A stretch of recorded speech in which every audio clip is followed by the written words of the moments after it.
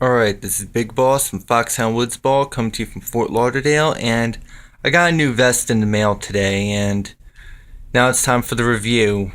What I'm reviewing is this vest on the left. This is a MOLLE load-bearing vest, the medic version, as you can see from the little tag right here.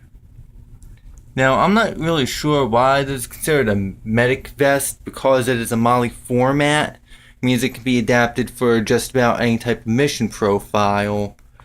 Now, this vest is a evolved version of the vest on the right, the LBV-88. Now, the guys at Natick Labs in Massachusetts, which is part of the military soldier systems center, did studies during the Vietnam War about load carrying stuff, and mainly they're also looking at the special operations community, and they found a lot of guys are carrying captured NVA chest rigs, stuff like that. And well, Natick guys, they're looking at the idea of stuff being worn more on the chest instead of around the waist. This led to this particular vest right here, which is the LBV-88. This is the original version of the vest. This came in OD, woodland, and I believe khaki, or a 3-color desert after Desert Storm. But as you can see, these pouches here are permanently fixed. You can carry 3 magazines on each side. The outside pouches could each carry 2 30-round mags of 5.56. These 2 inward ones carry 1 5.56 mag each, as well as pouches here on each side for a single M67 fragmentation grenade.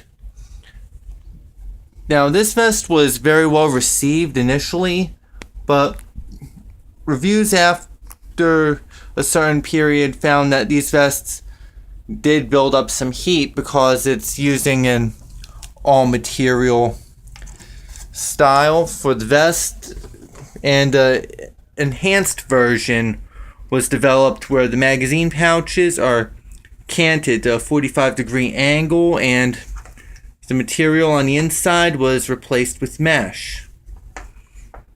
Fast forward to late 90s, and prior to 9/11, you got this vest, which was spawned from the military's Land Warrior project. This was intended originally for the medic, so they took the same proven design and switched it out to MOLLE. You have a full mesh body, and turning it over to the back now, you can see this is genuine U.S. military issue. This thing's able to hold MOLLE or Alice gear, and as far as being further enhanced from the LBV-88, you still have the traditional adjustment points in the back, the front, as well as the sides. The front buckles are also adjustable, but they also added on these side clips here. I'm not sure about the reasoning behind it. I think it's to lash on more equipment or to work with an integrated backpack. But plus you also have this D-ring up here. Other than that, it's the same basic setup. You got webbing right here. You could run your hydration bladders through them, your comms gear wiring, stuff like that. But for a paintball player, we're going to see what I can do with it to make it compatible for today's tactical player. So I'll be running through that in just a minute. Okay, now I went through some of the stuff that came with the vest. When I got it, it came with 4 pouches. 2 medical pouches, MOLLE 2, and hold on, let me get this up. Yeah, MOLLE 2 medical pouches, as you could see right here on the tag. Let the camera focus a little bit. Now,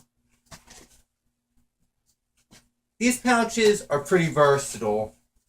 They're originally intended to hold first aid medical items, like gauze, morphine, trauma kit, anything like that. But for a paintball player, this thing has a wide range of applications. For all of us budget ballers who are looking into carrying some heavy firepower as far as being hopper-fed players, let's say you got a 400, 500 round hopper on your gun. This thing could easily hold a 500 round bag of paint. And in this case, it's U.S. Army paint. So, as you can see, this bag can easily fit into this pouch. Carry this on your vest. You got 2,000 rounds if you have 4 of these on your rig. But other than that, because this is a MOLLE setup, you could put this on your Alice packs. You can put this on MOLLE packs, vests, leg rigs, anything like that to make it more adaptable for your playing situation or your style, or just to have at your campsite or staging area. Now, as far as the wide open spaces in this bag, as you can see, you also got some other cool ideas I can do with it. This I set up as a little, like, existence pouch. You could set it up for the amenities of being in your staging area. As you can see with the double zipper. Got this thing opened up for a whole lot of little situations. This little Whitman tin, I got outfitted for some little odds and ends I might need. 2 boxes of matches, a Bic lighter, and 4 spare Alice clips. These things are good at, just in case you lose an Alice clip or anything like that. If you run that particular setup, you have some easy replacements. Also, as I said, stuff like this could be a IFAC for players, especially playing night games. Got your light sticks. You got a portable fan, great for the staging areas or your campsite. MP3 player. In my case, an iPod. 2 packs of smokes. Another lighter. A knife. And a small LED flashlight. Always good to have stuff like this on hand. If not in your gear bag, then somewhere on your backpack or on your gear in the event you need it. As always, it's better to have something and not need it than to need it and not have it. Now, let's talk about the magazine pouches. These magazine pouches were designed to hold 2 30-round mags of 5.56 by 45 NATO. But for mag-fed players, this thing can actually hold, it's a little bit of a tight fit, but can actually hold one 20-round T68 magazine. I can assume that you could fit 2 18-round Scarab mags in here, or something of similar dimensions. But otherwise, for hopper-fed players, these pouches are actually pretty good. As you can see, I outfitted this one with my personal angle head GI issue flashlight, but it was originally intended to hold a single M67 fragmentation grenade. Other than that, as far as being a paintball player, when I first started, I ran a hopper, so these pouches are easily able to hold a 75 round view loader pod without a problem. I carried something like this back when I ran the LBV 88, so it works well for me. I could get several of these, throw them on my rig, and I'm set up for an instant game. Now, got a few more things going through, so I'll be back after this. Alright, we're back, and as you can see, I've got the vest laid out. I've got it configured for my personal specifications. Unlike the original LBV88 that I mentioned earlier in this video, this thing has 3 buckles, as you can see. 1, 2, and a third one right here. This is to allow a better fit onto the vest and keep the vest more secure to the body. Now you got these buckles right here and another one right here. I'm not sure what the purpose is, but keeping it on here would be best in my opinion because it helps me with this.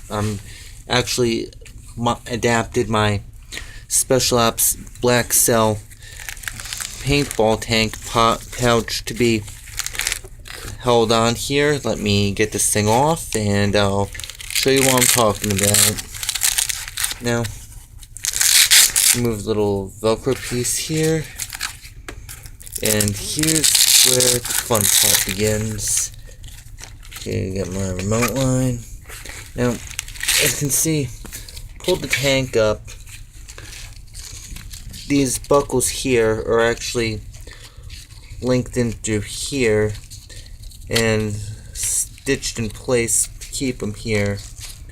Now, as I said, I'm not sure why this stuff is here, but it's probably for better gear retention, but in my case it helps hold the air tank in place.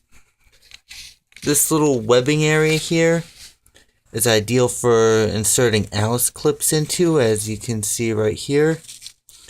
Now what I did was I took the Alice to MOLLE adapter. I modified it originally to use my interlock stuff on the modular vest. So what I did was I sliced the stitching out of here, so that way it makes it easier to use the Velcro strap here, and I can weave it in here perfectly. With that, it's easy enough for me to just slide it in and through here and through here. It makes for a very nice and secure fit. Now, I've got the radio pouch set up also over here on my left side, so I'm more used to running it. As you can see, this little snap strap here is ideal for like flashlights, equipment, stuff like that. You could still run your radio wires through this or through the little webbing right here, as well as here on the back as well. Makes for a very comfortable, very secure fit, especially if you're running stuff like hydration, wiring. You don't need anything tangled. Other than that, still basic setup. Mag pouches that double for pod pouches. I prefer the full cover ones because they could do anything from hold AR mags, AK mags. It can hold T68 mags, Milsig, any type of paintball magazine. So that's why I like having these pouches on here, because it allows me to be more flexible with the different magazines and pods in the event I'm all roll from a hopper fed to a magazine fed, vice versa. So that's why I got them. Now, the frag grenade pouches up here, I'm not holding any fragmentation grenades. Instead, I'm using them for extra shells for my 203 grenade launcher. Very nice, very adaptable. But as I'm rolling in with more of the vest review, I did notice something rather interesting as I turn this thing over. Now, on the inside of this vest, you got these little strips right here, and as you can see, Velcroed. So I decided to throw some stuff in here, throw an armor wallet in, so that way I can have something when I'm in the staging area. My sniper scarf, very nice to work with when I need it to for certain missions. Same thing on this side. Another pocket here, just tossed in my tack gloves. So overall, this vest is highly adaptable. This thing can be used for a wide range of different applications. It doesn't matter if you're just using MOLLE gear, Alice gear, whatever. Drawback is you cannot put the MOLLE pod pouches for 140 round pods on the back. It'll be a little hard to run additional gear if you run 140s up front, but other than that, this vest would be ideal for a mag-fed player or for a hopper-fed player if he's running 100 round pods. Now, overall, this vest is, in my opinion, one of the best ones I ever had, considering that it's USGI issue. I'm surprised that they didn't put this thing in other patterns like multicam or ACU. Now, you can still find these on eBay or wherever. The problem is the pricing, because I've seen these vests go for at least $300. Now, after that, that's pretty much it. You can catch a written version of this video on outerheavenpaintball.blogspot.com. A link will be in the description to this video. This is Big Boss, and I'm out of here.